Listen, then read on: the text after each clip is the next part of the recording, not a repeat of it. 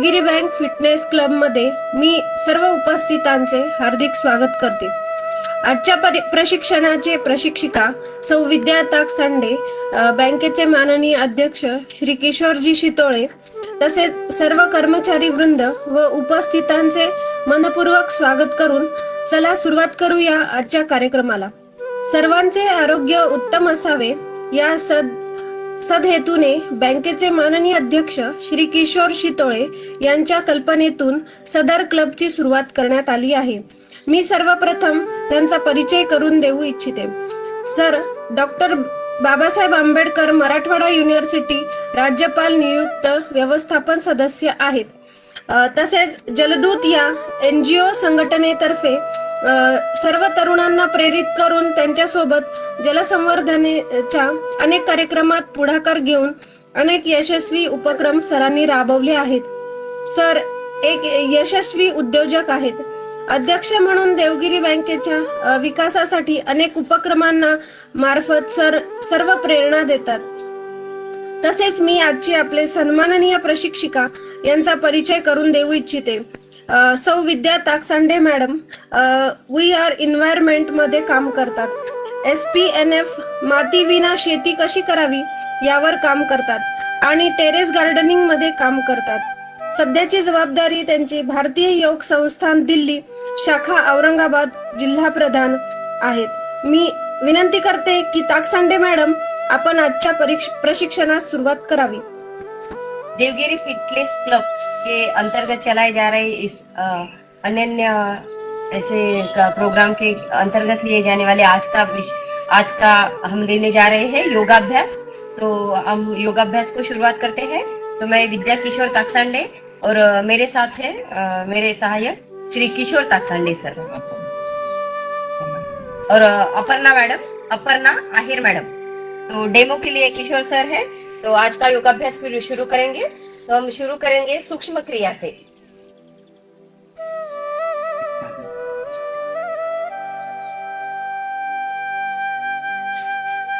सभी अपने मैट पर खड़े हो जाइए।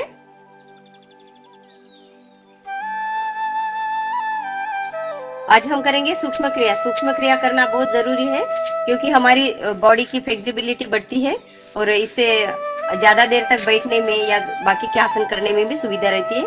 इसलिए हमें योगाभ्यास करने से पूर्व सूक्ष्म क्रिया करना बहुत जरूरी है। तो अभी हम करेंगे सूक्ष्म क्रिया। सूक्ष्म क्रिया के लिए आसन पर खड़े हो जाइए। दोनों पैरों में 3 से 4 इंच का अंतर बना लें। दोनों हाथों के सूक्ष्म क्रिया, दोनों हाथ सामने करिए। हथेलियों का रुख आमने सामने की ओर, हथेलियों का रुख पृथ्वी की ओर करिए।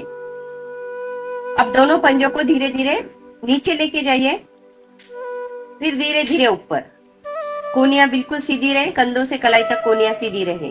फिर नीचे, फिर ऊपर, नीचे, ऊपर, नीचे, ऊपर, ऊपर, नीचे। आइए वापस। अब दोनों पंजों को अंदर बाहर करिए। दोनों पंजे अंदर, जितना कलाई से मोड़ सकते दोनों हाथों को अंदर उतना, फिर बाहर, अंदर की ओर और बाहर की ओर। पंजों को अंदर की ओर बाहर की ओर करना है।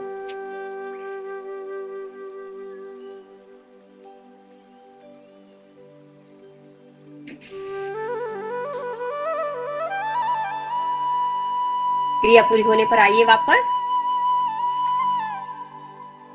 दोनों हाथ सीधे करें।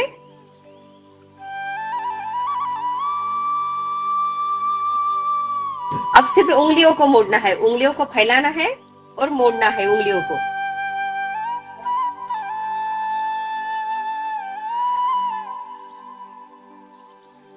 उंगलियों को फैलाइए, मोड़िए। आइए वापस। अंगूठा अंदर रखते हुए मुट्ठी बनाइए। दोनों मुट्ठियों को मिलाइए और मुट्ठियों को गोलाकार घुमाइए। जब हम गोलाकार घुमाएंगे तो दोनों कलाइयां आपस में मिली रहे।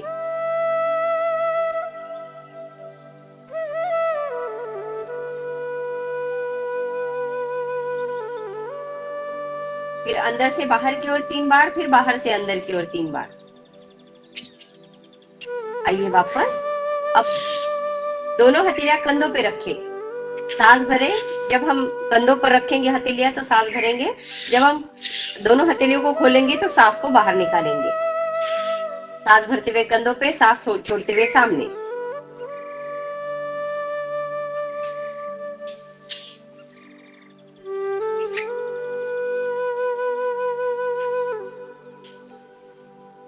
फिर साइड में,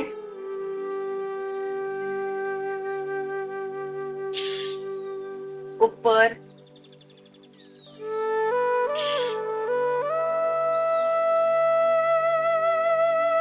आइए वापस। दोनों हथेलियां कंधों पे रखें, सामने से कोहनियां मिलाइए और कोहनियों को गोलाकार घुमाइए। आगे से पीछे की ओर 3 बार, पीछे से आगे की ओर 3 बार।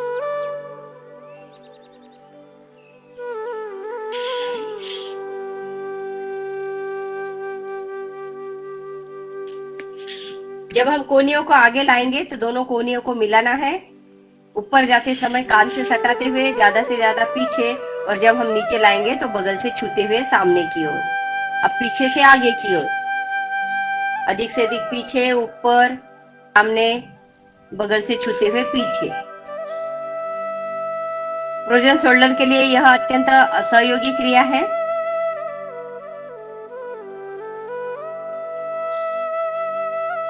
क्रिया पूरी होने पर आइए वापस, आसन पर बैठ जाइए।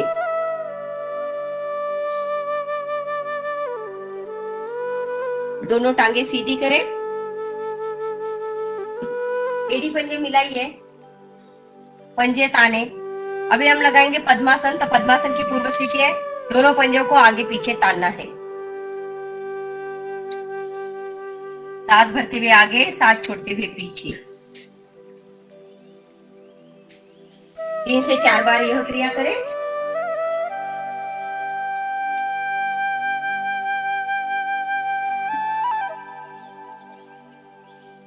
फिर दोनों पंजे दाईं ओर बाईं ओर।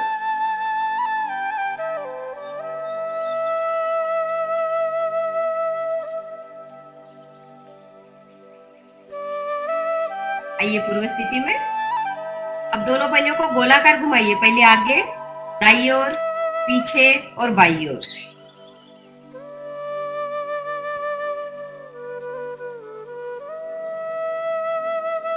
तीन बार यह क्रिया करें, 3 बार विरुद्ध दिशा में करें। पहले आगे, बाईं ओर, पीछे और दाईं ओर। इससे हमारे घुटनों के, टखनों के, उंगलियों के और कमर के जोड़ खुल जाते हैं और ज्यादा देर तक आसन लगाने में सुविधा रहती है। इसलिए पैरों के व्यायाम करना जरूरी है। आइए वापस। अभी हम लगाएंगे पद्मासन। दाई टांग मोड़े, नाभि की बाईं ओर पेड़ों में स्थित करें। फिर बाई टांग मोड़े, नाभि की दाईं ओर पेड़ों में स्थित करें। दोनों एड़ियों में कम से कम अंतर। दोनों हाथ ज्ञान मुद्रा में, घुटनों पर, रीढ़ गर्दन सीधी, आंखें कोमलता से बंद। पद्मासन लगाने से टांगों में रक्त कम जाता है, बचा हुआ मस्तिष्क में ध्यान के लिए काम आता है। इस स्थिति में करेंगे हम गहरा लंबा सांस। पहले साधारण सांस को अंदर भरें, फिर धीरे धीरे पूरी सांस बाहर निकालें। सांस पूरी बाहर निकालने के पश्चात पेट की मांसपेशियों को इतना अंदर ले जाए कि नाभि मूल रीढ़ से लगे। इस स्थिति में मूलबन लगाएं। मूलबन यानी निष्कासन अंग और गुदा मूल के बीच के भाग को ऊपर उठा के रखें। सहन न होने के पश्चात पेट को ढीला करें। कंठ तक आनंद पूर्वक सांस भरें। सांस भरने के पश्चात फिर से मूलबन लगाइए और इस स्थिति में कुछ क्षण रुके। जिन्हें हृदय रोग है, उच्च रक्तचाप है, उन्होंने सांस को अंदर रोकना नहीं है, जो आपके क्षमता अनुसार रोकना है।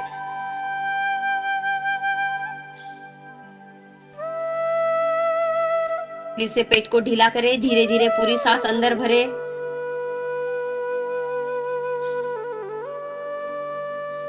मूलबन लगाइए और श्वास को अंदर रोक के कुछ क्षण के लिए रुके।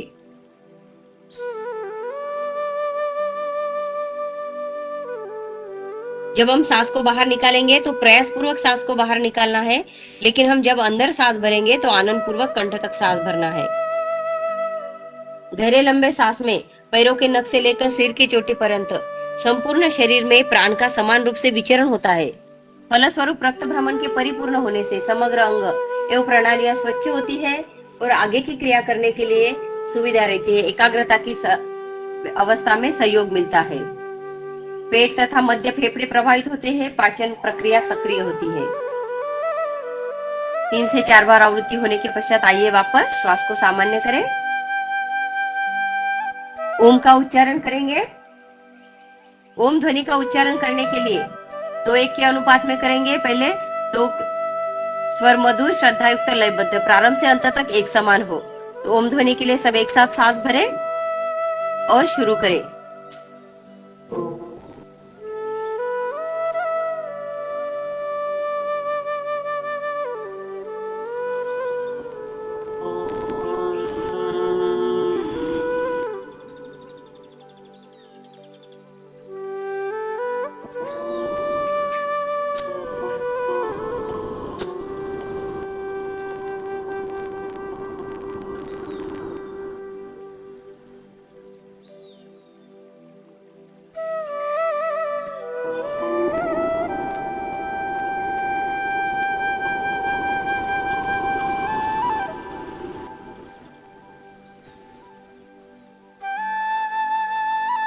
गायत्री मंत्र। स्वाहा तत्सवितुर्वरेण्यं भर्गो देवस्य धीमहि धियो यो नः प्रचोदयात्। गायत्री मंत्र का भावार्थ है, हे प्राण, पवित्रता और आनंद के देने वाले प्रभु, आप सर्वज्ञ और सकल जगत के उत्पादक हैं। हम आपके उस उत्तम पाप विनाशक ज्ञान स्वरूप तेज का ध्यान करते हैं जो हमारी बुद्धियों में प्रकाशित रहता है। आप सदैव हमारी बुद्धियों में प्रकाशित रहे और हमें सत्कर्मों की ओर प्रेरित करते रहे। धीरे से आंखें खोले, पद्मासन खोले, टखनों की हल्की सी मालिश करें और आसन पर खड़े हो जाइए।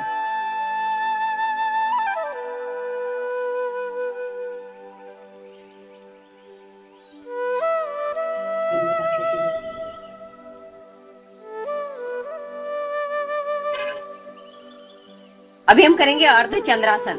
अर्ध चंद्रासन के लिए एड़ी पंजे मिलाइए,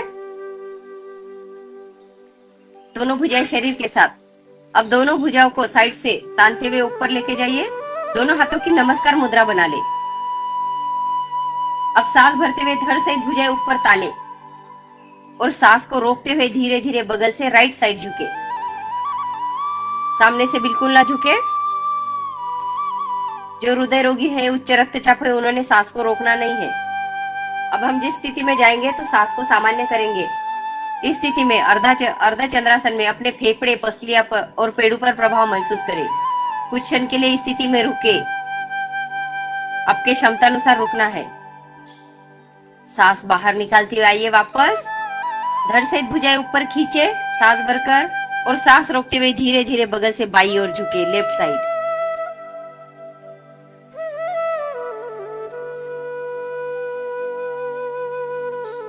पेड़ों के अंग सक्रिय होते हैं, फेफड़े पुष्ट होते हैं। इससे बच्चों में हाइट बढ़ाने के लिए अत्यंत लाभकारी क्रिया है। सांस बाहर निकालती आइए वापस, सांस भरकर धड़ से भुजाएं ऊपर खींचे और दोनों भुजाओं को साइड से तानते हुए लाइए वापस और खड़ी स्थिति में विश्राम।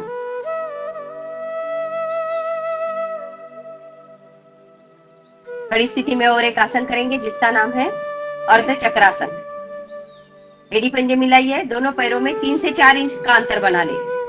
अब दोनों हथेलियां कमर पर रखिए, अंगूठे रीढ़ पर, चारों उंगलियां सामने। अब सांस भरे। सांस भरते हुए पहले गर्दन को अधिक से अधिक पीछे लेके जाइए, फिर कमर से पीछे झुके। इसमें आंखें बंद रखें।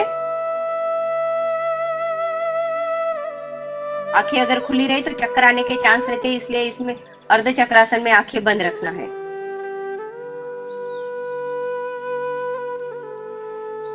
सांस बाहर निकालते हुए आइए वापस, पहले कमर को सीधा करें, फिर गर्दन को, फिर खड़ी स्थिति में विश्राम। अभी हम करेंगे सूर्य नमस्कार। तो सूर्य नमस्कार के लिए आसन का 2/3 भाग पीछे छोड़कर 1/3 भाग पर अपने मैट पर खड़े हो जाइए। एड़ी मिली हुई, पंजे खुले, दोनों भुजाएं शरीर के साथ, शरीर एकदम सीधा। सूर्य नमस्कार करने से हमें 7 आसनों का लाभ मिलता है, 7 चक्र प्रभावित होता है। जिन्हें पूरा योगाभ्यास करने में टाइम नहीं मिलता, उन्होंने 4-5 सूर्य नमस्कार करने से भी हमारे सारे अंग रक्त से पोषित होते हैं और हमें बहुत सारा लाभ मिलता है। तो अभी दोनों हाथों की प्रणाम मुद्रा करते हुए दोनों भुजाओं को बगल से ऊपर लेके जाइए। दोनों हाथों की प्रणाम मुद्रा बना ले, लाइए छाती के सामने, अंगूठा मूल हृदय गुहा में, कोनिया पृथ्वी के समांतर। ध्यान आज्ञा चक्र पर, दोनों भव्य के बीच, जहां हम बिंदिया तिलक लगाते हैं उसके 1 इंच अंदर। सूर्य भगवान का मित्रता के रूप में आह्वान करेंगे। ॐ राय नमः। सांस भरते हुए दोनों भुजाएं ऊपर, दोनों भुजाएं कान को सटा ले, हथेलियों का रुख सामने की ओर, 5 उंगलियां मिली हुई।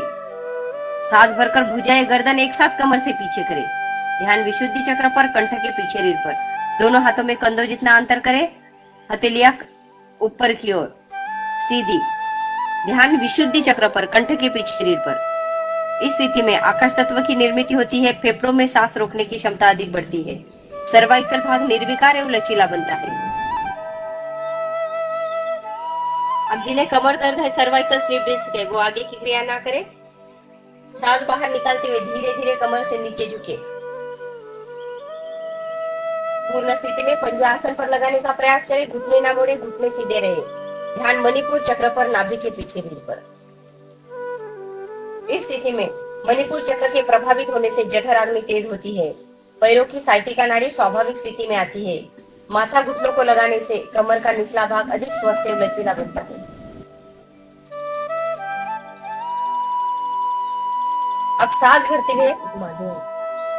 भरते हुए दाएं पैर को अधिक से अधिक पीछे लेके जाइए। दाएं पैर यानी राइट पैर पीछे, राइट पैर का पंजा खड़ा, घुटना पृथ्वी से थोड़ा ऊपर, कमर नीचे, छाती आगे और गर्दन पीछे। ध्यान स्वादिष्टान चक्र पर, जनेंद्रिय के पीछे रीढ़ पर। इस स्थिति में जिगर, तिल्ली, अमाशय, मूत्रनाल, गर्भाशय और पौरुष ग्रंथियों के दोष समाप्त होते हैं। फेफड़े सेल्स अधिक लचीले बनते हैं। रीढ़ में रक्त भ्रमण सामान्य होने से रीढ़ के दोष समाप्त होते हैं। जिन्हें हर्निया है उनके लिए यह स्थिति अत्यंत प्रभावशाली है। अब सांस बाहर निकालते हुए बाई टांग पीछे लेके जाइए और शरीर को पीछे की ओर ढकेले, थोड़ी कंठकुक में लगा दे। ध्यान सहस्त्रार चक्र पर, माथे की चोटी पर। इस स्थिति में एड़िया पृथ्वी पर लगाने से पिंडलियों में उभरी हुई नसों को राहत मिलती है। वहां का अशुद्ध रक्त हृदय की ओर ले जाने में सहायता मिलती है। थोड़ी को कंठकुक में लगाने से थायराइड, पैराथाइरोइड की ग्रंथियां सक्रिय होती है, जिसके कारण रक्त में हार्मोन सहज रूप से मिलते हैं और थायराइड के दोष दूर होते हैं। सहस्त्रार चक्र पर ध्यान रखने से आनंद की अनुभूति होती है। अब सांस भरते हुए एड़ी से सर तक का भाग सीधा करें। अब पहले घुटने आसन पर रखिए, फिर छाती, तत्पश्चात माथा पृथ्वी को लगा दे। पेड़ू थोड़ा ऊपर उठा रहे, पेड़ू यानी कमर के ऊपर का भाग, छाती और घुटनों के बीच का भाग ऊपर उठा के रखें। इस स्थिति में इसे अष्टांग नमस्कार आसन कहते हैं। इस स्थिति में 8वां अंग पृथ्वी पर लगाने से रक्त की पूर्ति से हृदय से सीधा रक्त की पूर्ति सीधे हृदय से सिर की ओर होती है। अहंकार घटता है। माथा आसन पर लगाने से विनम्रता आती है, भावनात्मक विकास होता है। भुजबल्ली, पंजे, टखने, फेफड़े प्रभाव में आते नीचे नहीं लटकती और पाचन प्रक्रिया सक्रिय होती है।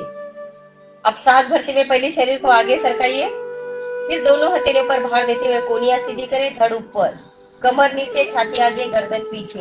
ध्यान मूलाधार चक्र पर, रीढ़ के अंतिम छोर से 2 उंगल ऊपर, जनेंद्रिय और गुदा के बीच में।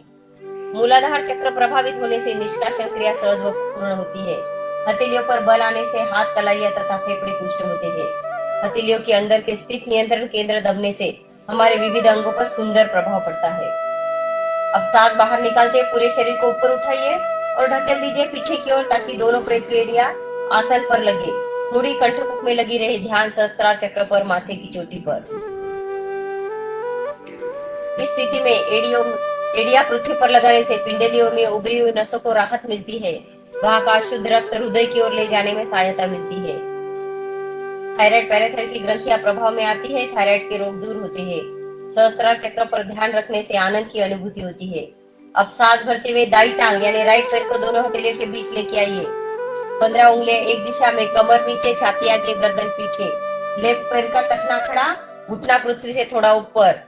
इस स्थिति में जिगर, तिल्ली, अमाशय, मूत्रनाल, गर्भाशय और पौरुष ग्रंथियों के दोष समाप्त होते हैं। रीढ़ में रक्त भ्रमण सामान्य होने से रीढ़ के दोष समाप्त होते हैं। हर्निया रोगों के लिए अत्यंत लाभकारी स्थिति है। अब सांस बाहर निकालते हुए बाई टांग आगे लेके आइए।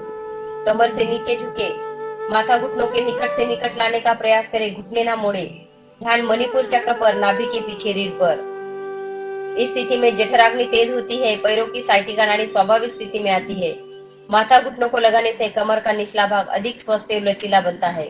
नितंब और जंघाओं पर बड़ी चर्बी कम होती है और मोटापा कम होता है। अब सांस भरते हुए दोनों भुजाएं गर्दन ऊपर और धड़ से भुजाएं पीछे।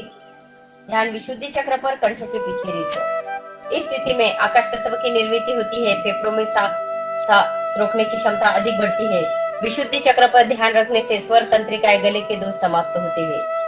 अब दोनों हाथों की प्रणाम मुद्रा करिए। लाइए छाती के सामने, दोनों हाथों को सिर के ऊपर लेके जाइए। दोनों भुजाओं को साइड से तानते हुए आइए वापस और शवासन में पीठ के बल लेट जाइए।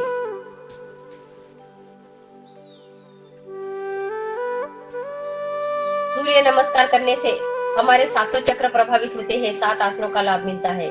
सातों चक्र हमारे शरीर में पावर पॉइंट की तरह काम करते हैं। सूर्य नमस्कार में हमने जहां जहां ध्यान रखने के लिए कहा है, उस चक्र पर ध्यान रखने से वो चक्र जल्दी एक्टिवेट हो जाते हैं, हमारे शरीर को ऊर्जा प्रदान करते हैं। तो सूर्य नमस्कार करने से हमारे शरीर पर आने वाली थकान को मिटाने के लिए सूर्य शवासन करना बहुत जरूरी है। तो शवासन के लिए दोनों पीठ के बल लेटे, दोनों पैरों में सुविधाजनक अंतर, दोनों हथेलियां शरीर के दाएं बाएं, हथेलियों का रुख ऊपर की ओर, संपूर्ण शरीर ढीला। गहरा लंबा सांस लेके सांस को सामान्य करें। अभी शवासन में हमारे हर एक अंगों को देखना है, जैसे कि दाएं पैर की छोटी उंगली से लेकर सिर की चोटी पर्यंत एवं सिर की चोटी से लेकर बाएं पैर की छोटी उंगली तक संपूर्ण शरीर को मन की आंखों से देखिए।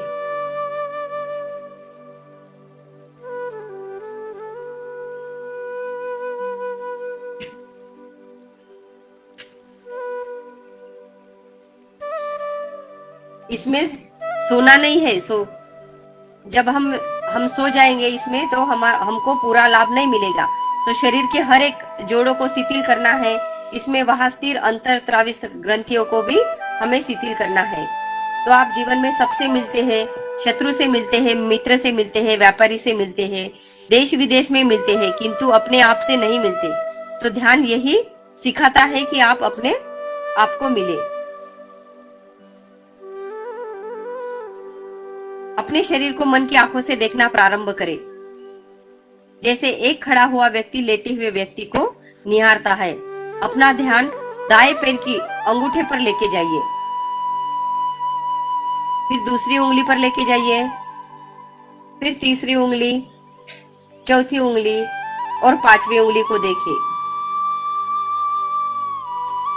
अब दाएं पैर के तलवे को देखिए, ऊपर के भाग को देखिए, फिर दाया तखना देखिए, दाई पिंडली, दाया घुटना देखिए, दाई जंगा देखिए,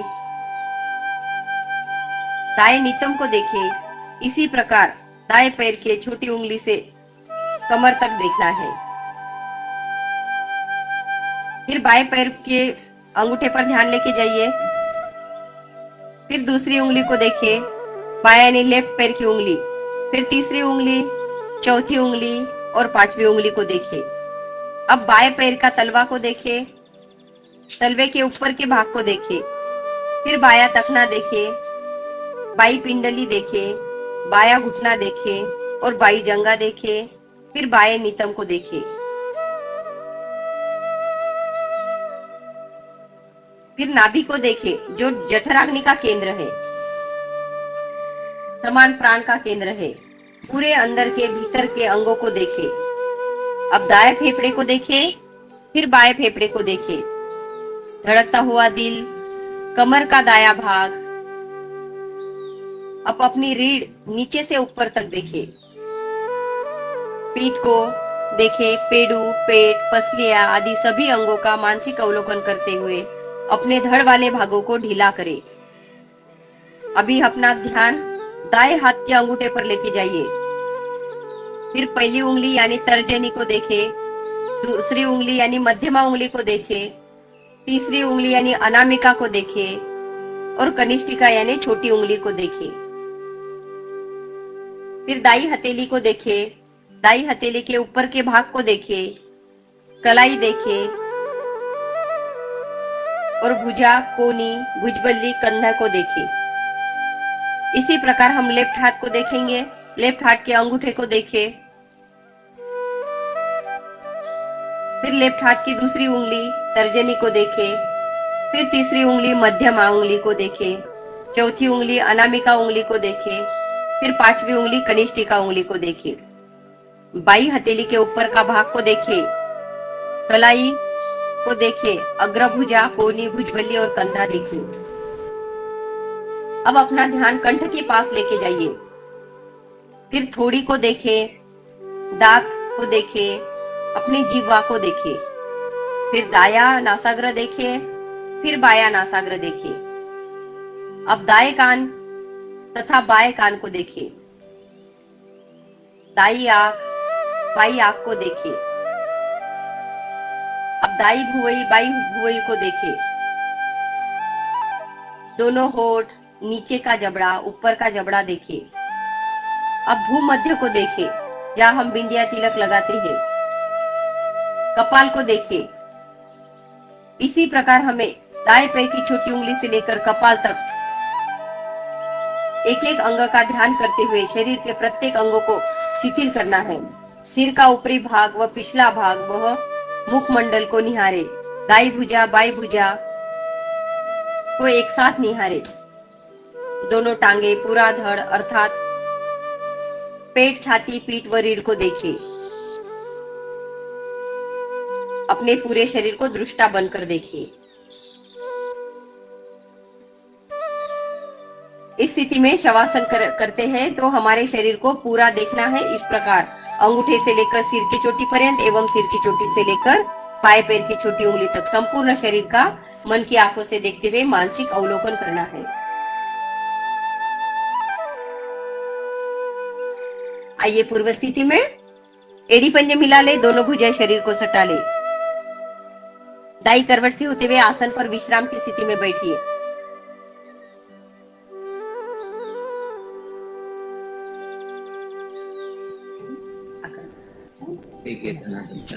आइए अभी हम बैठी हुई स्थिति में आसन करेंगे जिसका नाम है, पहला आसन है अकर्ण धनुरासन। अकर्ण धनुरासन यानी हमारे शरीर की स्थिति धनुष के जैसी बनती है, तो इसलिए इसका नाम है अकर्ण धनुरासन। के लिए एड़ी पंजे मिलाइए, पंजे ताने, दोनों हाथ घुटनों पर रखिए। अब राइट पैर को मोड़िए, राइट पैर का तखना बाई जंगा पर रखिए। अब राइट हाथ से बाएं पैर, लेफ्ट पैर का अंगूठा पकड़े और लेफ्ट हाथ से राइट पैर का अंगूठा पकड़े। अब सांस भरे और सांस भरते हुए अंगूठे को अपने कान की ओर लेके जाइए, कोहनी ऊपर रखे। इस स्थिति में कुछ क्षण रुके। जंगा, पिंडली, घुटनों के ज्वाइंट खुलते हैं, इससे हाथ, कलाई या फेफड़े पुष्ट होते हैं। अपने क्षमता अनुसार रुकिए। इस स्थिति में हमारे शरीर की स्थिति धनुष्य के बाण के जैसे बनी है। सांस बाहर निकालते आइए वापस, दाई टांग सीधी। अब बाई टांग मोड़े, तखना दाई जंगा पर रखे। दाएं हाथ से बाएं पैर का अंगूठा तथा बाएं हाथ से दाएं पैर का अंगूठा पकड़े। सांस भरे, सांस भरते हुए दाएं पैर के अंगूठे को ऊपर की ओर खींचे। अंगूठा कान के पास लाने का प्रयास करें, कान अंगूठे के पास लाना नहीं है। इस स्थिति में अपने क्षमता अनुसार रुके। रीढ़ गर्दन सीधी रखे।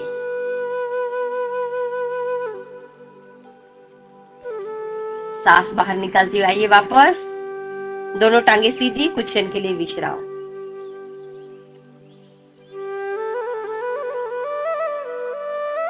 इसी स्थिति में करेंगे हम कोणासन।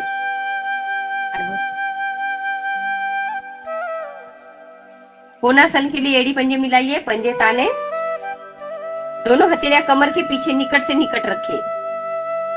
अब सांस भरे और सांस भरते हुए धीरे धीरे कमर को ऊपर उठाइए। पूर्ण स्थिति में पंजे आसन पर लगाने का प्रयास करें। इस स्थिति में कुछ क्षण रुके। कंठ, फेफड़े, कलाइया और एड़ियों पर भार, इससे प्रभाव आता है। सर्वाइकल स्लिप डिस्क के दोष दूर होते हैं, पिंडलियां ठीक होती है, पेट के सभी अंगों की शिथिलता समाप्त, हाथ, कलाइया तथा फेफड़े पुष्ट होते हैं। बुढ़ापे में हाथों पर आने वाला कंपन भी इससे दूर होता है। आइए वापस बैठे स्थिति में विश्राम।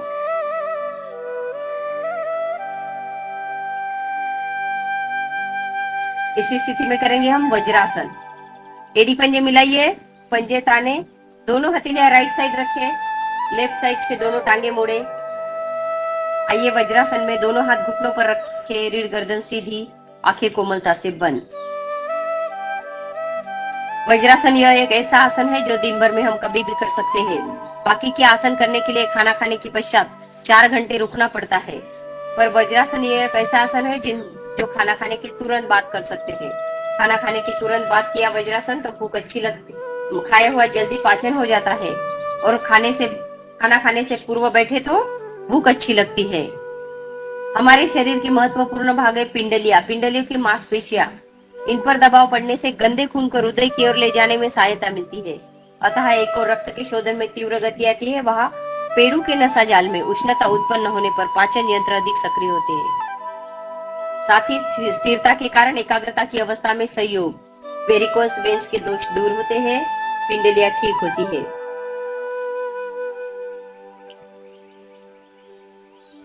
यह आसन दिन भर में पेपर पढ़ते समय, टीवी देखते समय, बातें करते समय किए तो आपको ज्यादा लाभ मिलता है।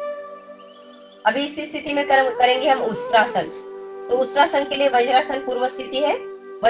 उष्ट्रासन के लिए घुटनों पर खड़े हो जाइए, दोनों घुटनों में कंधों जितना अंतर करिए, दोनों हथेलियां कमर पर रखिए, अंगूठा रीढ़ पर, चारों उंगलियां सामने।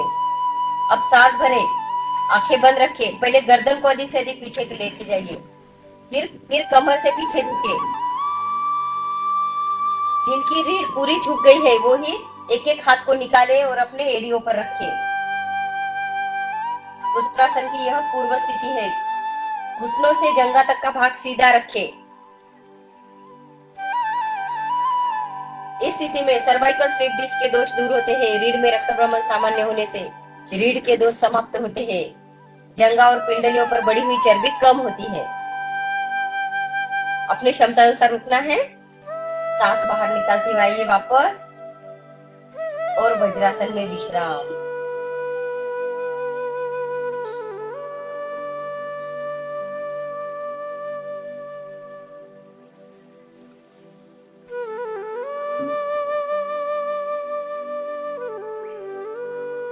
आसन पर दोनों टांगे सीधी करिए, विश्राम की स्थिति में बैठिए। अभी हम करेंगे प्राणायाम। प्राणायाम की पूर्व स्थिति है पद्मासन, सुखासन। आपके सुविधाजनक आसन में बैठे। पद्मासन लगाए तो ज्यादा लाभ मिलता है, तो पद्मासन लगाइए। जिनका पद्मासन नहीं लगता वो अर्ध पद्मासन लगाइए। दोनों हाथ ज्ञान मुद्रा में, घुटनों पर, रीढ़ गर्दन सीधी, आंखें कोमलता से बंद। ध्यान आज्ञा चक्र पर, दोनों भौवें के बीच जहां हम बिंदिया तिलक लगाते हैं उसके 1 इंच अंदर। प्राणायाम करेंगे हम। पहला प्राणायाम करेंगे अनुलोम विलोम प्राणायाम, जो सभी कर सकते हैं, किसी के लिए वज्र नहीं है ये। उच्च रक्तचाप वाले, दमा, टीबी, हृदय रोगी, सभी लोग यह क्रिया कर सकते हैं। तो अनुलोम विलोम प्राणायाम करना बहुत जरूरी है, इसलिए अभी हम पहला प्राणायाम करेंगे अनुलोम विलोम। अनुलोम विलोम प्राणायाम के लिए बायां हाथ ज्ञान मुद्रा में, घुटनों पर, दाएं हाथ की प्राणायाम मुद्रा बनाइए। पहली उंगली, 2 उंगलियां अंगूठे के गद्दी पर रखिए। अब अंगूठे से राइट नासिका बंद करें, लेफ्ट नासिका से धीरे धीरे पर गहरा सांस भरे। फिर अनामिका से लेफ्ट नासिका बंद करें, अंगूठा हटाते हुए राइट नासिका से सांस को धीरे धीरे पूरा बाहर निकालें। फिर राइट नासिका से सांस अंदर भरे, अंगूठे से राइट नासिका बंद करें और अनामिका हटाते हुए लेफ्ट नासिका से धीरे धीरे सांस को पूरा बाहर निकालें। यह एक आवृत्ति हुई। इस प्रकार हमें 5 आवृत्तियां करनी है। 5 आवृत्तियां कैसे करने हैं? लेफ्ट से लेना है, राइट से छोड़ना है, राइट से लेना है, लेफ्ट से छोड़ना है। यह एक आवृत्ति हुई। इस प्रकार हमें 5 आवृत्तियां करनी है। इस क्रिया को आप अंक गिनते समय भी कर सकते हैं। जितने अंक गिनते समय आपने सांस को भरा है उतने ही अंक गिनते समय सांस को बाहर निकालना है। सांस अंदर लेने की और छोड़ने की क्रिया समान रहे। अनुलोम विलोम प्राणायाम करने से पैरों के नख से लेकर सिर की चोटी पर्यंत संपूर्ण शरीर में प्राण का समान रूप से विचरण होता है। ईड़ा और पिंगला नाड़ी शुद्ध होती है और मात्रा के आधार पर श्वसन क्रिया करने से मानसिक नियंत्रण प्रारंभ होता है। बुद्धि ग्रहण करने की क्षमता अधिक बढ़ती है। लेफ्ट से लेना है, राइट से छोड़ना है, राइट से लेना है, लेफ्ट से छोड़ना है। अपने क्षमता अनुसार 5 आवृत्तियां करें। मंत्र के साथ भी सांस को अंदर भर सकते हैं, लेकिन उतने ही मंत्र बोलते समय सांस को बाहर निकालना है और उतने ही समय में सांस को भरना है।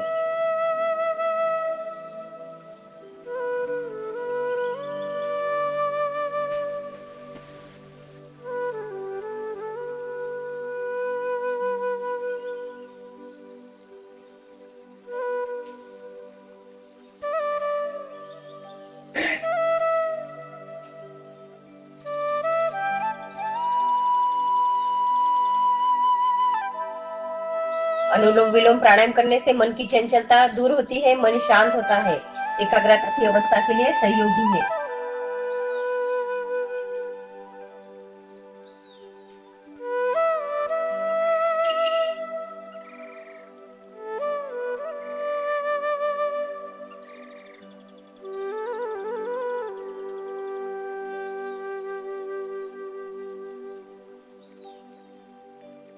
जब हम आवृत्ति पूरी करेंगे तो लेफ्ट नासिका से ही सांस को बाहर निकाल के आवृत्ति पूरी करनी है। क्रिया पूरी होने पर आएंगे वापस।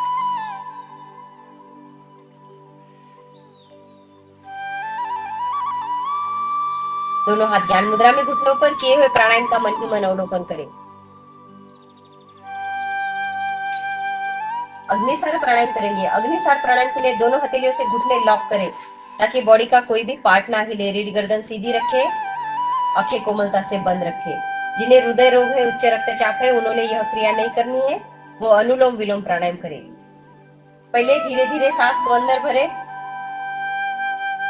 मूलबंद लगाइए। निष्कासन अंग और गुदा मूल के बीच के भाग को ऊपर उठा के रखे।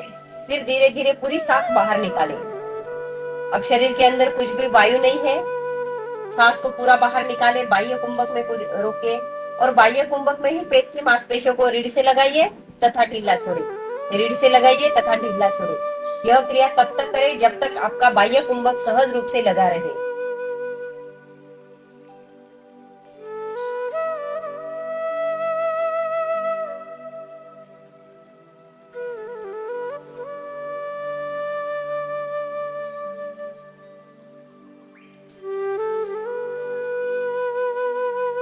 पहली आवृत्ति में आपके पेट की मांसपेशियों को अंदर की ओर खींचना है, ढीला छोड़ना है। तो 4-5 बार ही होगी। आपके क्षमता अनुसार करना है। जब तक आपका बाह्य कुंभक लगा हुआ है, जब तक आपका श्वास बाहर रुका हुआ है, तब तक ही यह क्रिया करनी है। श्वास बाहर रोकना कठिन होने लगे तो श्वास को सामान्य करें और फिर दूसरी आवृत्ति करें। धीरे धीरे पूरी सांस को अंदर भरें, फिर पूरी सांस बाहर निकालें। मूलबंद लगाइए और पेट की मांसपेशियों को रीढ़ से लगाइए तथा ढीला छोड़े। रीढ़ से लगाइए तथा ढीला छोड़े। अग्निसार प्राणायाम करने से अपान वायु सुदृढ़ होने से निष्कासन क्रिया सहज व पूर्ण होती है। हृदय पुष्ट होता है। हृदय की आंतरिक रक्त प्रणाली मजबूत होती है।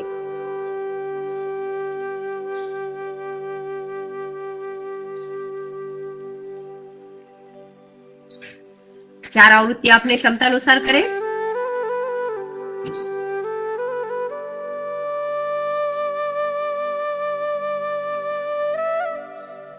जठराग्नि तेज होती है और पेट का मोटापा कम होता है इससे।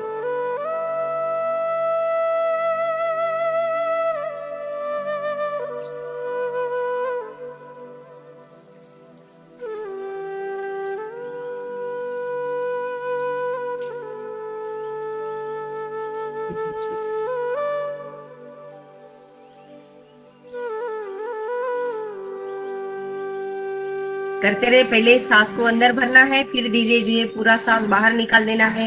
बाह्य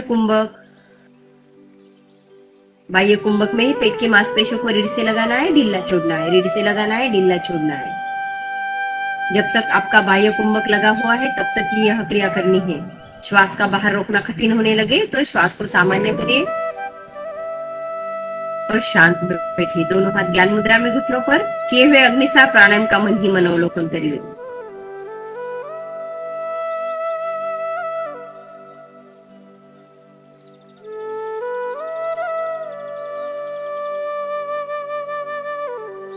भ्रामरी प्राणायाम के लिए पहली 2 उंगली आंखों पे रखें। अनामिका उंगली को होठों के नीचे, नासिका के नीचे, होठों के ऊपर रखें। कनिष्ठिका उंगली को अपने थोड़ी पर रखें। अंगूठे से कान बंद करते हुए 4 आवृत्ति करनी है। 5वीं आवृत्ति में सांस भरने से पूर्व अंगूठे कान से निकाल देने हैं। तो सांस भरे, सांस को रोके और भ्रमर के जैसे गुंजन करते हुए सांस को बाहर निकालें।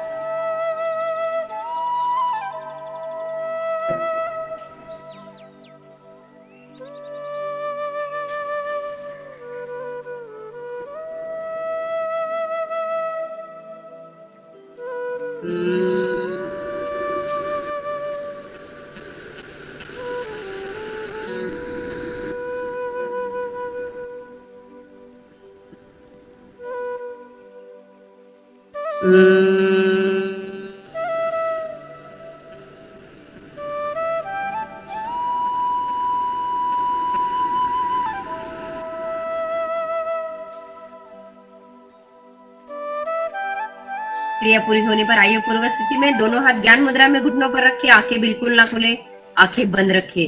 भ्रामरी में हमारे मस्तिष्क संबंधी स्पंदन होने से मिर्गी आदि रोग को, अनिद्रा जैसे रोगों को ठीक करता है। एकाग्रता की अवस्था में सहयोग मिलता है। समाधि लगाने में अत्यंत सहयोगी क्रिया है।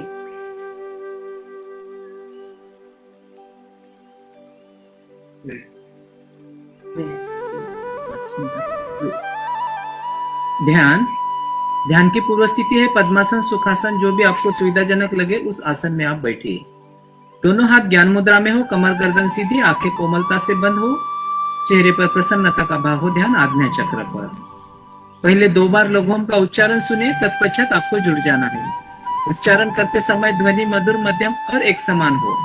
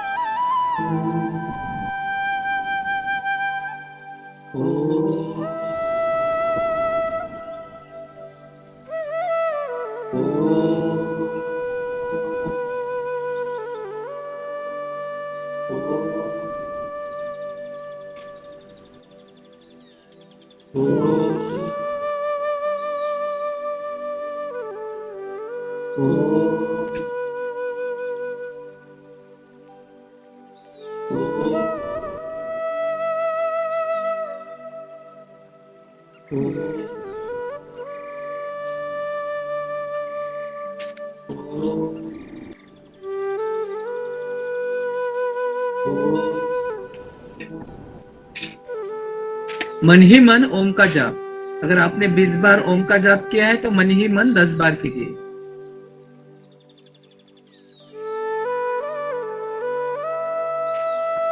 अपने सांसों के ऊपर ध्यान दीजिए। किस गति से सांस अंदर आ रहा है, किस गति से सांस बाहर जा रहा है। शरीर के अंदर आने वाला सांस हमें ऊर्जा देता है और शरीर से बाहर जाने वाला सांस हमें विश्रांति की स्थिति देता है। दाई नासिका से अंदर आने वाला सांस हमें ऊर्जा देता है, उसे सूर्य नाड़ी कहते हैं, और बाई नासिका से बाहर जाने वाला सांस हमें विश्रांति की स्थिति देता है, उसे चंद्र नाड़ी कहते हैं। सांस दाई से अथवा बाई से, दोनों नासिका से प्रवाहित हो रहा है। इस क्रिया से मन स्थिर होता है। संपूर्ण ध्यान सांसों पर रखें। मन में आने वाले विचारों को देखें। विचार अच्छे या बुरे ये ना सोचे। आते हैं तो आने दे, जाते हैं तो जाने दे। दृष्टा बनकर अपने विचारों को देखते जाए। देखिए, आसन करने से शरीर स्थिर होता है, प्राणायाम करने से मन की चंचलता कम होती है और ध्यान से चित्त की शुद्धि होती है। मन की आंखों से शरीर के अंदर झांक कर देखिए, पूरे आंतरिक अवयव स्वस्थ हो गए हैं, कहीं भी दर्द नहीं है। हमारे शरीर में 7 चक्र काम कर रहे हैं। उसकी परिक्रमा इस प्रकार है: मूलाधार चक्र गुदा और जननेंद्रिय के बीच में, स्वादिष्टान चक्र जननेंद्रिय के पीछे रीढ़ पर, मणिपुर चक्र नाभि के पीछे रीढ़ पर और अनाहत चक्र हृदय के पीछे रीढ़ पर, विशुद्धि चक्र कंठक के पीछे रीढ़ पर, आज्ञा चक्र दोनों भुवों के बीच और सहस्त्रार चक्र माथे के चोटी पर। हम ध्यान में शुभ संकल्प करें, जनहित, लोकहित, समाज हित और राष्ट्र हित में हो तथा उसके बदले में कुछ नहीं चाहेंगे। रात को सोने से पहले दिन भर के कार्य का चिंतन करें। दिन में जो भी अच्छा काम किया है उसे दूसरे दिन दोहराएं। जो गलत हो गया है उसके सुधारने की कोशिश करें। मन में सोचे सबका मंगल हो, सब सुखी हो, सबका भला हो।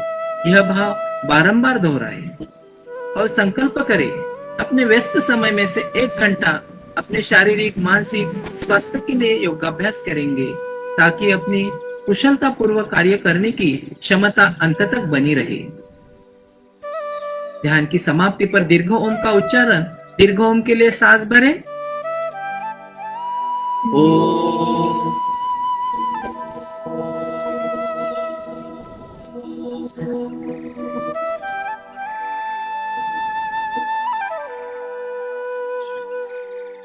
शांति पाठ सब एक साथ। शांति अंतरिक्षद्वं शांति पृथ्वी शांतिराप शांतिरोषधय शांति वनस्पतय शांति विश्वे देवा शांति ब्रह्म शांति सर्वद्वं शांति शांति शांति सामा शांति। ओम शांति शांति शांति। कुछ क्षण शांत बैठे। ध्यान और शांति पाठ करने से जो मंगलमय भावना उत्पन्न हुई है उसकी अनुभूति करें। दोनों हाथों को आपस में मिलाए घर्षण करें। उत्पन्न हुई ऊर्जा अपने मुखमंडल पर पूरे शरीर पर प्रदान करें। दोनों हाथों का कोण बनाइए, आंखों पर रखें, अंदर ही अंदर पलके झपकाइए। अपने इष्ट देवता को स्मरण करें, माता पिता गुरुजनों को याद करें और नीचे से नीचे झुककर प्रणाम करें।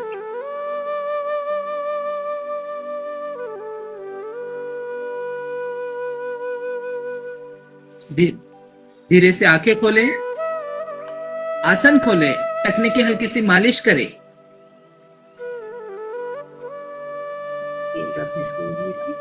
आज के योगाभ्यास को यही विराम।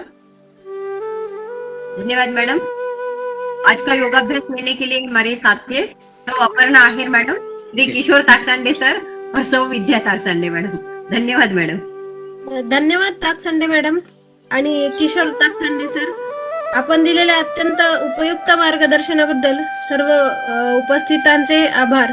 पुन्हा भेटूया पुढच्या शुक्रवारी पुढील सत्रात। धन्यवाद। देवगिरी नागरी सहकारी बँक लिमिटेड औरंगाबाद पारदर्शकतेसह विश्वासार्ह आणि सर्वोत्तम आर्थिक सेवा देणारी बँक म्हणून सुपरिचित असून सामाजिक उपक्रमातही नेहमी अग्रेसर असते। बँकेने आर्थिक आरोग्यासोबतच शारीरिक आणि मानसिक आरोग्य जपण्यासाठी सामाजिक बांधिलकीच्या भावनेतून सर्वांच्या सुदृढ आणि निरोगी आरोग्यासाठी देवगिरी बँक फिटनेस क्लब हा अभिनव उपक्रम हाती घेतला आहे। सर्वांनी आपल्या आर्थिक उन्नतीसाठी देवगिरी बँकेच्या विविध सुलभ सेवांचा लाभ नक्की घ्यावा। त्यासोबतच आपले आरोग्य उत्तम ठेवण्यासाठी फिटनेस क्लबच्या विविध उपक्रमांमध्ये सुद्धा सहपरिवार सहभागी व्हावे ही आग्रहाची विनंती। चला तर मग देवगिरी बँकेसोबत वाटचाल करूया आर्थिक आणि आरोग्य संपन्न आयुष्याकडे।